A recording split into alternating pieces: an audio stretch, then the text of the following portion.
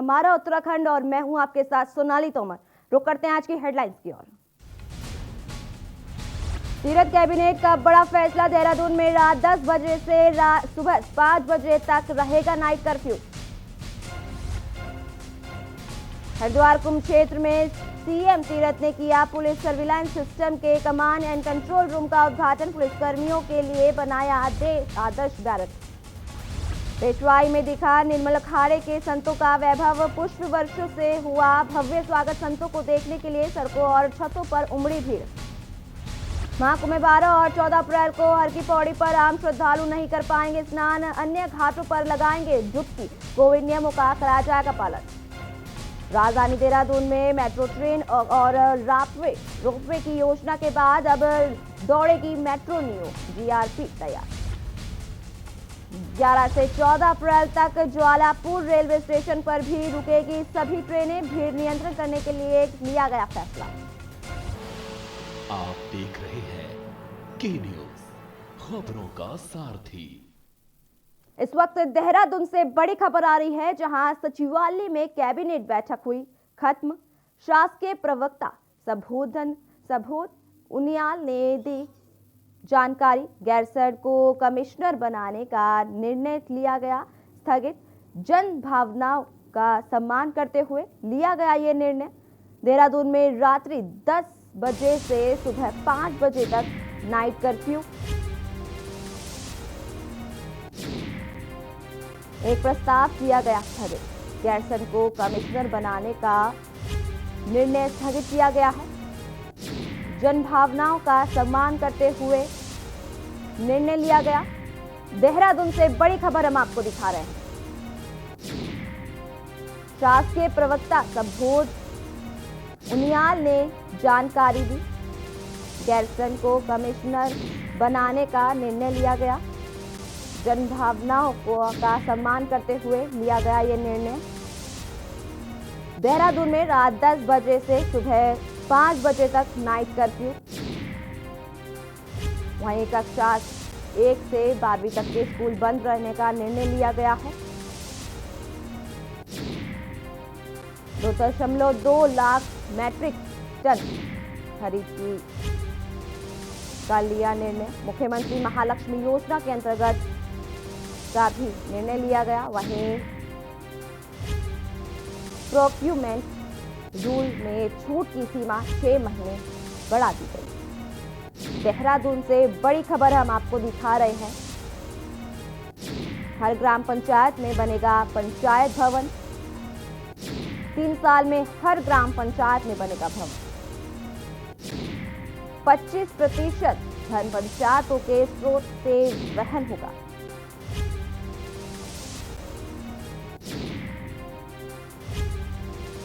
राज्य में plastic park बनेगा।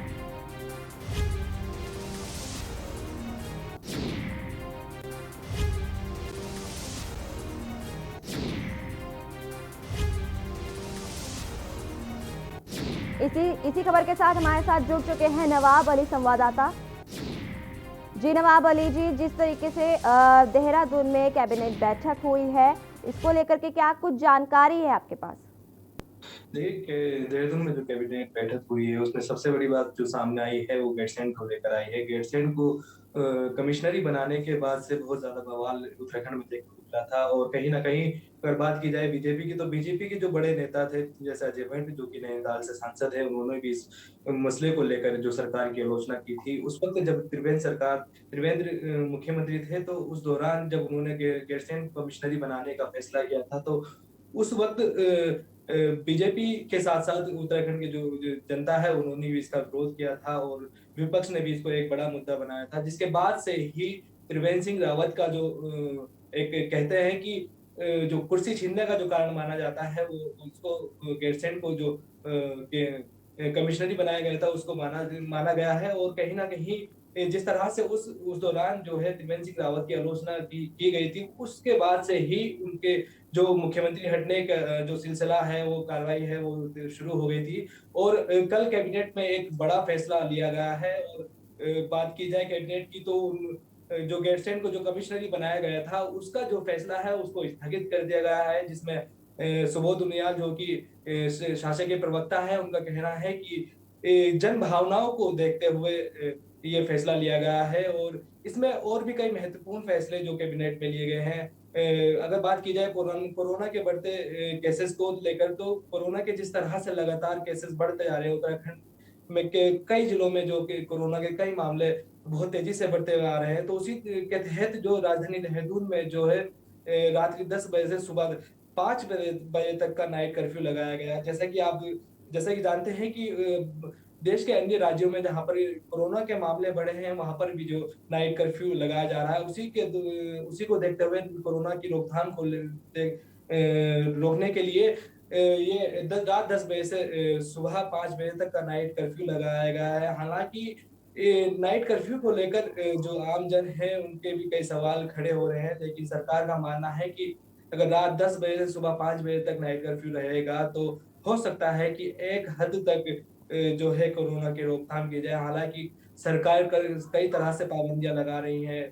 कोरोना की रोकथाम के लिए मास्क को लेकर जागरूक कर रही है और साथ ही बात की जाए सोशल डिस्टेंसिंग की, तो इस इन दोनों मामलों को लेकर अगर कोई मास्क नहीं लगा रहा है या सोशल डिस्टेंसिंग का जो है उल्लंघन कर रहा है, तो उनके उनके खिलाफ जो है चालान की कार्रवाई ये की जा रही है। और इसके बाद जो कैबिनेट में जो महत्वपूर्ण फैसला लिया गया है, वो ग्राम पंचायतों का लिया गया है। जितनी भी जो प्रदेश में 2338 ग्राम पंचायतें हैं और सरकार ने प्रस्ताव रखा है कि हर ग्राम पंचायत में पंचायत भवन बनाया जाएगा, जो कि 3 साल के अंदर पूरा टारगेट कर लिया जाएगा। और इसमें जो 25% जो खर्च इसमें आएगा, वो ग्राम पंचायत अपने पास से वहन करेगी। जो बाकी जो कैबिनेट के जो फैसले हैं, बात की जाए सितारगंज की, तो सितारगंज में जो है एक प्लास्टिक पार्क बनने जा रहा है। 40 वर्ग मीटर में ये पार्क बनेगा और इसमें केंद्र सरकार और राज्य सरकार मिलकर इस पार्क को बनाएगी। और इस पार्क की अगर बात की जाए प्लास्टिक पार्क की, तो ये उत्तराखंड का पहला प्लास्टिक पार्क हो सकता है और सरकार कई मामलों में जल्दी फैसले ले सकती है। जी, और ये जो योजना एक बनाई गई है कि मुख्यमंत्री महालक्ष्मी योजना के बारे में क्या कुछ जानकारी है आपके पास? मुख्यमंत्री महालक्ष्मी योजना जो है वो अब पहले से चल रही है, लेकिन इसमें जो है कई चीज़ों को इसमें जोड़ा गया है। इसमें क्या है ना कि अगर कोई लड़की पैदा होती है, न्यूबॉर्न बेबी, जुड़वा या सिंगल बेबी पैदा होता है, तो उसके लिए एक किट का जो है प्रबंध सरकार करेगी। इसमें कंबल होंगे, कपड़े होंगे, उसमें ड्राई फ्रूट्स भी होंगे, जैसे उसमें काजू होंगे, बादाम होंगे और कई तरह की ऐसी स्वास्थ्य लाभ वाली चीज़ें होंगी, जिससे कि बच्चे को जो बच्चे की माँ है उसको स्वास्थ्य लाभ मिल सके। और इसमें बहुत सारे कपड़े भी होंगे, कंबल भी होंगे और साथ ही अगर बात की जाए इस किट की, तो ये किट लगभग 3,500 रुपए की इसकी कीमत जो है होगी। और एक बड़ा अमाउंट ये भी माना जा सकता है कि जो 3,500 रुपए में ड्राई फ्रूट्स भी होंगे, उसमें कंबल भी होंगे, कपड़े भी होंगे। जी, और वहीं कुंभ को लेकर के क्या कुछ निर्णय लिए गए हैं? जिस तरीके से कोरोना बढ़ता जा रहा है, उसको लेकर के क्या कुंभ में कुछ नए फैसले हुए हैं? नहीं, कुंभ में अभी कोई ऐसा नया फैसला सामने नहीं आया है, लेकिन जो कुंभ की जो गाइडलाइंस है, उसको फॉलो करने के जो दिशा निर्देश जो है सरकार द्वारा दिए गए हैं, उसमें जो कोरोना की रिपोर्ट्स है वो निगेटिव लाने की बात चल रही है। और साथ ही जो है सरकार जो ट्रेनों से आने वाले यात्री है, उन पर भी नजर बनाने की तैयारी कर रही है, किस तरह से उनकी चेकिंग की जाए और उसके बाद ही जो कुंभ में जाने जो स्नान की परमिशन दी जाए। हालांकि सरकार कई तरह से जो है कुंभ को लेकर काम कर रही है। सरकार का मानना है कि जिस तरह के कोरोना के मामले लगातार बढ़ रहे हैं, तो कहीं न कहीं ज़रूरत है कि कुंभ में आने वाले जो श्रद्धालु हैं, उनकी उनकी सुरक्षा का भी ख़्याल रखा जाए। और साथ ही जो कोरोना लगातार बढ़ रहा है, जो केसेस बढ़ रहे हैं, कि उन पर भी जो है रोकथाम हो सके। साथ ही कैबिनेट में एक महत्वपूर्ण फैसला ये भी लिया गया है कि जो लैब टेक्नीशियन की जो भर्ती है 168 पदों की, उस पर भी भर्ती की जाएगी। और भी कई महत्वपूर्ण जो फैसले कैबिनेट की बैठक में लिए गए हैं। जी नवाब जी, हम ये जानना चाहेंगे कि जिस तरीके से कोरोना बढ़ रहा है, वहीं आपने बताया कि अब कैबिनेट बैठक में निर्णय भी लिया गया है नाइट कर्फ्यू को लेकर के, रात 10 बजे से सुबह 5 बजे तक। तो इसके लिए रात में कुछ पुलिस गश्त भी करेगी, कितने बजे से कितने बजे तक कुछ कड़े कार्यवाही भी करेगी पुलिस प्रशासन? पुलिस लगातार कार्रवाई कर रही है, लेकिन जिस तरह से अब रात 10 बजे से सुबह 5 बजे तक का नाइट कर्फ्यू लगा है, उसमें जिस तरह से आप सभी जानते हैं कि पिछले साल जब कर्फ्यू था तो रात में जो पुलिस गश्त करती थी, बाइक से गश्त करती थी चीता पुलिस, और जो गाड़ियां हैं उसके द्वारा भी गश्त किया करती थी। और पुलिस इस बार भी जो है, जब कर्फ्यू का मतलब ही यही होता है कि कोई भी बाहर रात को 10 बजे के बाद ना निकले, उसमें जो एसेंशियल सर्विसेज है वो उसकी सप्लाई के लिए लोग आ जा सकते हैं, लेकिन वो भी जो आम जनता है वो बाहर नहीं निकल पाएगी, उसके लिए पूरा प्रतिबंध किया गया है। और पुलिस पहले से ही सोशल डिस्टेंसिंग और मास्क ना पहनने के खिलाफ कार्रवाई कर रही है, लेकिन जिस तरह से 10 बजे से सुबह 5 बजे तक का ये कर्फ्यू लगा है, तो पुलिस इसमें पूरी तरह से मुस्तैद देखी जाएगी, क्योंकि कोरोना के जिस तरह से मामले बढ़ रहे हैं, राजधानी देहरादून की बात करें या हरिद्वार की बात करें, उधम सिंह नगर या नैनीताल की बात करें, तो उस तरह उसको रोकने के लिए जो सरकार कदम उठा रही है, और कहीं ना कहीं पुलिस को भी ये ड्यूटी बनती है कि अगर सरकार कोई कानून बनाती है या कोई भी फैसला लेती है तो उसका पालन जो है जनता को कराए। जी, कोरोना को लेकर के स्कूल कॉलेजेस बंद करने का भी निर्णय लिया गया है, कुछ ऐसी जानकारी है आपके पास? तरह से कोरोना के बढ़ते मामले आ रहे हैं, और सरकार का मानना है कि जो सोशल डिस्टेंसिंग की जरूरत है, तो उस लिहाज से जो है 1 से 12 तक के जो सभी स्कूल हैं वो बंद कर दिए गए हैं, और वो जो स्कूल बंद किए गए हैं वो 30 अप्रैल तक बंद किए गए हैं। और अभी जो परीक्षाएं, जो 10वीं और 12वीं बोर्ड की परीक्षाएं चल रही हैं, तो वो जो है जारी रहेंगी, लेकिन जो क्लासेस जो चल रही थी उनको पूरी तरीके से बंद कर दिया गया है 30 अप्रैल तक, क्योंकि सरकार का मानना है कि जो बच्चे हैं, बच्चों की जो स्कूल में पढ़ने वाले बच्चे हैं, उनकी सुरक्षा और उनको कोरोना के जो कोई प्रॉब्लम ना हो, उसको देखते हुए ये फैसला लिया गया है। हालांकि देश के अन्य कई राज्यों में इस तरह के फैसले सामने आ रहे हैं, स्कूल और कॉलेज को बंद किया जा रहा है, लेकिन बात की जाए उत्तराखंड में, तो उत्तराखंड में अभी तक 1 से 12वीं तक के ही स्कूलों को बंद करने का जो फैसला लिया गया है कोरोना के बढ़ते मामलों को देखते हुए।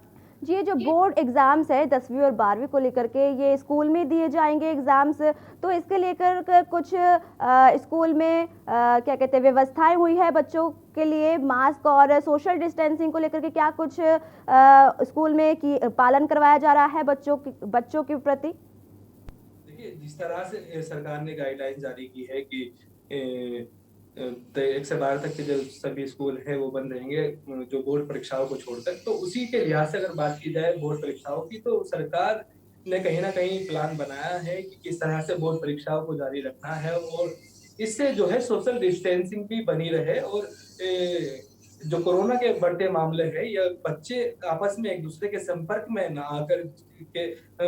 आकर के इन्फेक्टेड ना हो, तो सरकार का भी यही मानना है कि जिस तरह से बोर्ड की परीक्षाएं स्कूलों में होंगी या बोर्ड सेंटर्स में होंगी, तो वहां पर जो है सोशल डिस्टेंसिंग के साथ और मास्क लगा करके वहां पर परीक्षाएं जो है आयोजित कराई जाए, जिससे कि जो कोरोना के मामले हैं वो ना बढ़े, या बच्चों को कोई भी एग्जाम देने में या कोई भी ऐसी परेशानी ना हो, क्योंकि स्कूलों में भी देहरादून के स्कूल एक बड़ा प्रतिष्ठित स्कूल है, जहां पर 7 बच्चे और 5 टीचर कोरोना के पेशेंट निकले थे, जो कि कोरोना पॉजिटिव पाए गए थे, जिसके बाद से जो है स्कूल को रेस्ट्रिक्टेड कर जोन में डाल दिया गया था। लेकिन अगर बोर्ड परीक्षाओं की बात करें, तो इसमें सरकार का जो रोड मैप हो सकता है कि जो बच्चों की जो सोशल डिस्टेंसिंग है कहीं से कहीं तक भी जो है एक दूसरे के संपर्क में ना आए, ताकि इन्फेक्शन होने की प्रॉब्लम ना हो। जी नवाब जी, जिस तरीके से बढ़ रहा है कोरोना, क्या स्कूल में सैनिटाइजेशन का भी कोई काम शुरू किया गया है कि बच्चे जो है स्कूल जाएंगे, परीक्षा देंगे, क्या डेस्कों को साफ सुथरा किया गया है? साफ सफाई को लेकर के स्कूल में क्या कुछ जानकारी है आपके पास? सैनिटाइजेशन को लेकर के क्या कुछ जानकारी है? सरकार ने जिस तरह से कल ये कैबिनेट में फैसला लिया है, तो कहीं न कहीं जिस तरह से बोर्ड की परीक्षाएँ होंगी, तो वो लाज़मी है कि जो सैनिटाइज़िंग की जो व्यवस्था है, वो खुद स्कूलों को करनी पड़ेगी। और इसमें क्या है कि अगर बोर्ड परीक्षाएँ इसमें होती है उत्तराखंड में, तो सरकार के जो नुमाइंदे हैं, जो अधिकारी हैं, चाहे शिक्षा विभाग से जुड़े हुए हों या प्रशासन के से जुड़े हुए हैं, वो जो है खुद वहाँ पर जाकर मुआयना करेंगे, वहाँ पे सोशल डिस्टेंसिंग का, मास्किंग का और सैनिटाइज़ेशन का। क्योंकि ये ज़रूरी है कि अगर कहीं भी परीक्षा आयोजित की जाती है या कहीं की जाएगी, तो वहाँ पर जो है सैनिटाइज़िंग होने की बहुत ज़रूरत होती है, क्योंकि कहीं न कहीं सैनिटाइज़ होने के बाद जो वायरस का जो खतरा है वो कम हो जाता है। तो सरकार ने इस पूरे मामले में पूरी गाइडलाइंस जो है बनाई है और एक रोड मैप भी तैयार किया है। तो इसमें जो है स्कूलों के साथ-साथ जो है प्रशासनिक और शिक्षा अधिकारियों की भी इसमें पूरी पैनी नज़र रहेगी। जी नवाब जी, कैबिनेट बैठक में जिस तरीके से अभी एक फैसला और लिया गया है राज्य में प्लास्टिक पार्क बनाने को लेकर के, क्या कुछ इसमें जानकारी है आपके पास? प्लास्टिक पार्क जो बनाने को जो फैसला लिया गया है, इसका कहीं न कहीं आप जैसे कि जानते हैं कि प्लास्टिक जो है आज के वक़्त में एक बड़ी समस्या बनकर सामने आया है आम जनमानस के। तो प्लास्टिक को जो सिंगल यूज़ प्लास्टिक है, उसको कहीं न कहीं एक इस तरह से व्यवस्था में बनाए रखने की ज़रूरत है कि जो उससे पॉल्यूशन होता है, उससे जो परेशानियाँ होती हैं, वो कम की जा सके। तो सरकार का जो ये निर्णय लिया है सरकार ने कि जो प्लास्टिक से जो है पार्क बनाया जाएगा, ये एक बेहतरीन निर्णय जो है साबित हो सकता है, क्योंकि अगर हम जो प्लास्टिक की जो चीज़ें हैं या वस्तुएँ हैं, अगर उसको एक बार यूज़ करने के बाद फेंक देते हैं, तो कहीं न कहीं वो पर्यावरण के लिए नुकसान करती है और ज़मीन के लिए भी वो नुकसान करती है। तो से सरकार का ये मानना है कि इस तरह से जो सिंगल यूज़ प्लास्टिक है, उसका एक पार्क बनाया जाए, ताकि जो प्लास्टिक है उसको दोबारा से उपयोग में लाया लाया जा सके। तो ये सितारगंज में जो है ये प्लास्टिक पार्क बनने वाला है। और इसके साथ ही बात की जाए प्लास्टिक पार्क की, तो ये लगभग 40 वर्ग हेक्टेयर में ये बनने वाला है और इसमें राज्य सरकार और केंद्र सरकार दोनों मिलकर काम करने वाली है। और इस लिहाज से अगर देखा जाए, तो एक बहुत अच्छा जो है प्रोजेक्ट हो सकता है सरकार का, क्योंकि जिस तरह से प्लास्टिक की जो वस्तुएँ हैं या उनका जो सिंगल यूज़ प्लास्टिक है, उसको दोबारा से इस्तेमाल में लाया जा सकेगा और जो पर्यावरण है, उससे पर्यावरण भी बच सकेगा। जी नवाब जी, हम आपसे जानना चाहेंगे कि जिस तरीके से दिन पर दिन कोरोना की लहर बढ़ती दिखाई दे रही है, वहीं कैबिनेट बैठक में क्या कुछ इसके लिए कुछ कड़े रुख अपनाए हैं? जिस तरीके से अभी नाइट कर्फ्यू के बारे में ऐलान कर दिया गया है, रात 10 बजे से सुबह 5 बजे तक का, लेकिन इसके अलावा भी कोई फैसले लिए गए हैं? देखिए, इसके हालाँकि जिस तरह से कोरोना के मामले उत्तराखंड में बढ़ रहे हैं और राज्यों में भी बढ़ रहे हैं, तो कहीं उत्तराखंड सरकार ने पहले ही एक फैसला लिया था कि जो भी लगभग 12 राज्य जैसे कि महाराष्ट्र, उत्तर प्रदेश और जो अन्य राज्य हैं, उनसे आने वाले जितने भी यात्री हैं या टूरिस्ट हैं, उनको अपनी कोरोना की जो रिपोर्ट है, नेगेटिव रिपोर्ट, वो उत्तराखंड में लेकर आएँगे 72 घंटे की, पिछले 72 घंटों की, और तभी उन्हें उत्तराखंड में एंट्री दी जाएगी। तो सरकार का मानना है कि जो उत्तराखंड के जो सारे एग्ज़िट और एंट्री के जो बॉर्डर्स हैं, उनको सील कर दिया गया है, ताकि जो वहाँ से बाहर से आने वाले जो यात्री कह लीजिए या वहाँ के जो पर्यटक हैं वो आने वाले हैं, तो उनकी जो प्रॉपर तरीके से जाँच की जा सके। लेकिन कई तरह से जो शिकायतें भी मिल रही थी कि जो बॉर्डर्स पे जो चेकिंग है, उसमें लापरवाही देखने को मिल रही थी। हालाँकि उत्तराखंड डीजीपी जो अशोक कुमार हैं, उनका भी मानना है कि किस त जी जिस तरह से अगर कोरोना के बढ़ते मामलों को रोकना है, तो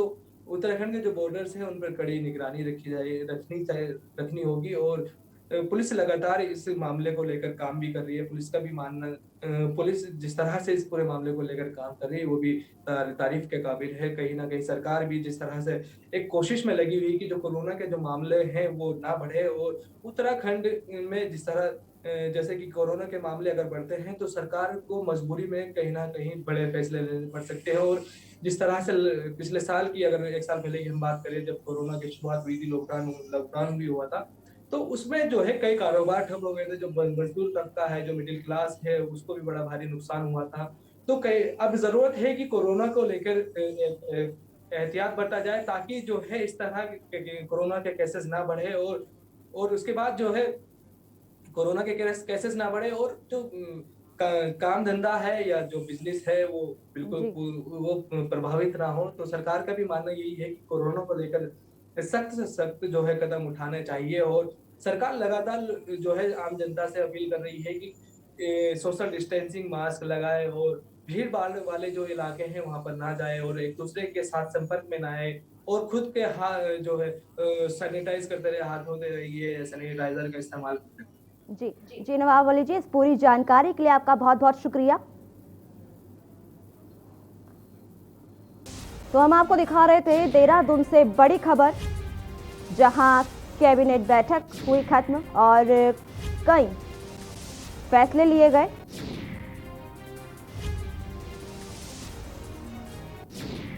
टेंडर मिलने पर 3% तक की होगी कटौती।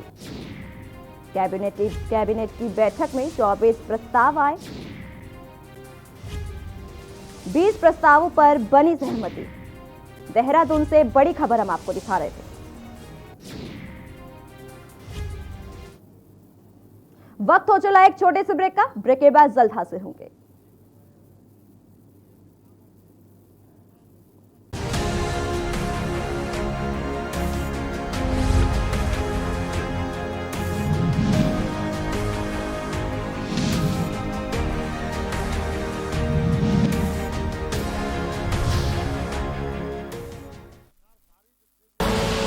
आप देख रहे हैं के न्यूज, खबरों का सारथी।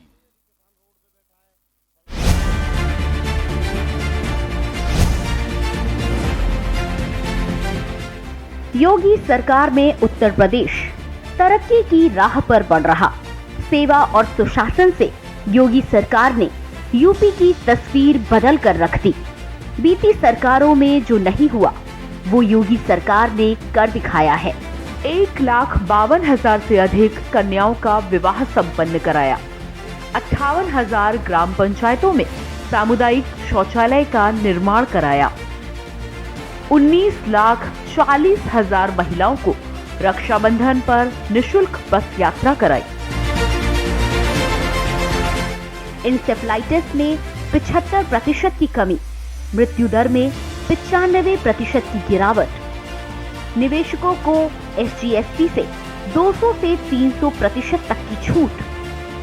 जेवर, कुशीनगर और अयोध्या में अंतर्राष्ट्रीय एयरपोर्ट।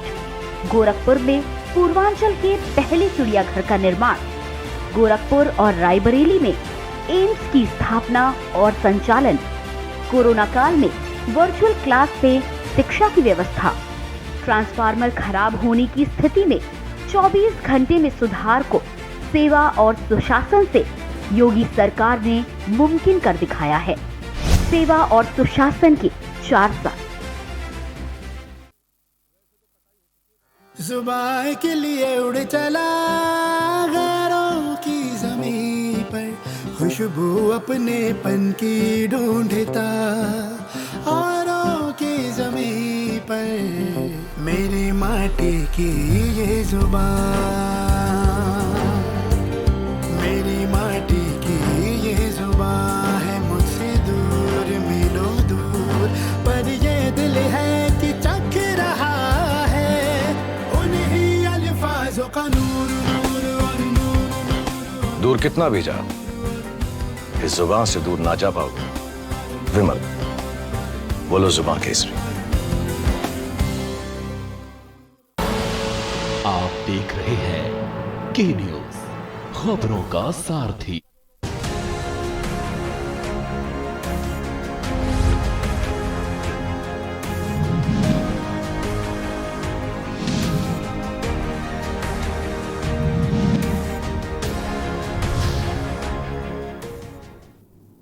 ब्रेक के बाद स्वागत है आपका।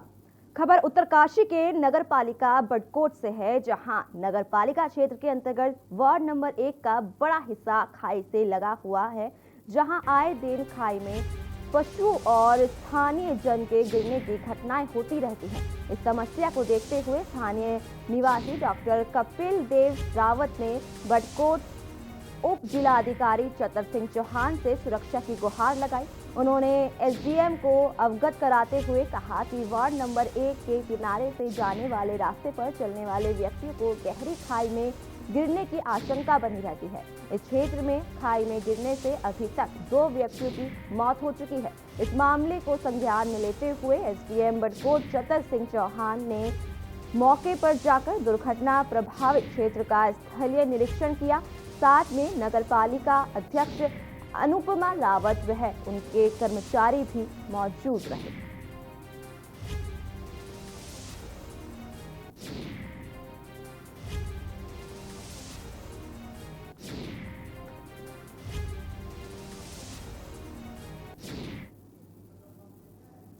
लालकुआं में तेजी से बढ़ रहे कोविड-19 के मामलों को देखते हुए जिला प्रशासन ने लालकुआं के वार्ड नंबर 1 में हॉस्पिटल रोड को माइक्रो कंटेनमेंट जोन बनाया है, जबकि प्रशासन ने गुरुवार को गोरा पड़ाव के हाथी खाल क्षेत्र को कंटेनमेंट जोन बनाया था।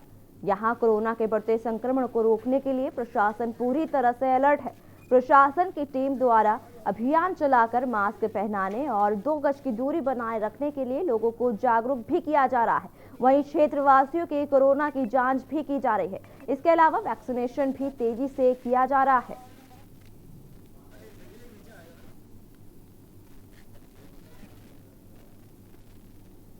आज तहसील लालकुआं अंतर्गत वार्ड नंबर 1 में एक कोरोना पॉजिटिव पाए गए हैं और जिसके क्रम में जिलाधिकारी महोदय के आदेशानुसार वार्ड नंबर 1 की इस गली को कंटेनमेंट जोन घोषित किया गया है।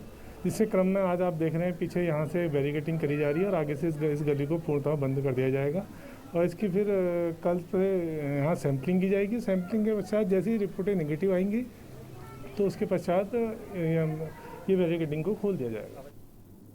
हरिद्वार जनपद में क्राइम, कोरोना और कुंभ मेला 3 जिम्मेदारियां एक साथ निभाने वाले पुलिस प्रशासन को आरएसएस के स्वयंसेवियों का सहयोग मिला।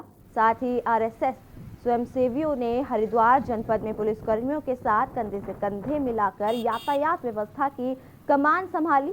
जनपद के सभी तिराहे चौराहों पर आरएसएस के स्वयंसेवी पूरी ड्यूटी दे रहे हैं।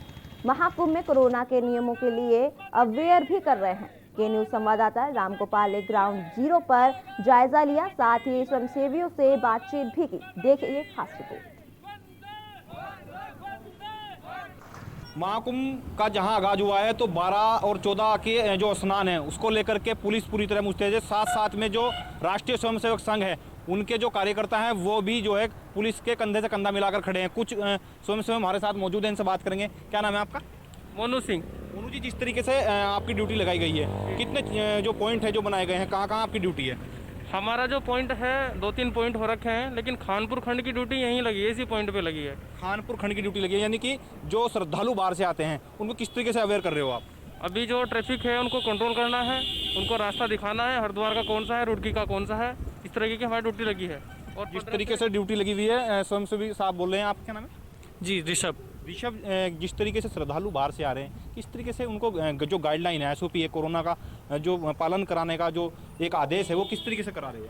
जी, हम लोग पुलिस प्रशासन के साथ जो पुलिस प्रशासन हमको कहता है उस तरीके से हम लोग सेवाएं दे रहे हैं। मान लीजिए जैसे जो ठेली वाले बाहर लगे हैं उनको अंदर करना, पुलिस प्रशासन साथ में जाता है, साथ में हमारे स्वयंसेवक जाते हैं। और कोई भी आने वाला व्यक्ति है, कोई रास्ता पूछता है तो उसको हमारे स्वयंसेवक बताते हैं। तो कहीं ना कहीं देख सकते हैं कि जो स्वयंसेवक राष्ट्रीय के जो कार्यकर्ता हैं वो जो श्रद्धालु बाहर से आने वाले हैं उनको रास्ता और किस तरीके से गाइडलाइन का जो पालन है वो कराया जाना है वो साफ तौर पर देखा सकता है। ये पूरी मंडली जो है यहाँ पे खड़ी है और हम इस समय रुड़की जो मुख्य तिराहा है, यानी कि जो रूट डाइवर्ट किया हुआ है वो इसी रूट से होकर के, यानी कि दिल्ली से आने वाले जितने भी श्रद्धालु हैं इसी रूट से होकर के जाएंगे। और साथ ही जो नारसन बॉर्डर है उसको लेकर भी जो ट्रैफिक है, क्योंकि आज से जो एसओपी है उसका जो गाइडलाइन का जो पालन है वो प्रशासन जो है मुस्तैदी से जो है कराएगा। तो हरियाणा, पंजाब और जिस तरीके से सहारनपुर से जो आने वाले श्रद्धालु उनको कहीं ना कहीं रियायत देखने को मिलेगी। भगवानपुर से सीधा उनको हरिद्वार जो है निकाल दिया गया है। जो बैरागी और धीर वाली जो पार्किंग है उनमें जो है वहाँ ट्रैफिक जाएगा। और साथ में जो 12 और 14 का स्नान है उसको सफलतापूर्वक बनाने के लिए पुलिस के साथ में जो राष्ट्रीय स्वयंसेवक के जो कार्यकर्ता हैं वो साथ साथ में जो है कंधे से कंधा मिलाकर खड़े हैं। कैमरा पर्सन के साथ रामगोपाल, के न्यूज इंडिया, लक्सर।